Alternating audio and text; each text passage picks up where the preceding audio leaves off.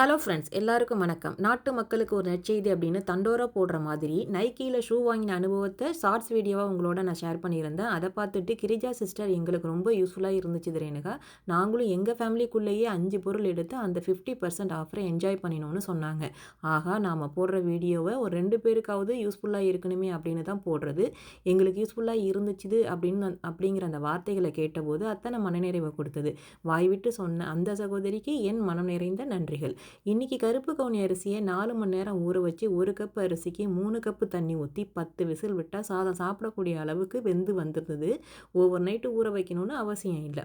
இந்த அரிசியில் இருக்கிற கலரில் உடம்புல இருக்கிற எல்லா வியாதியும் போயிடும் போல.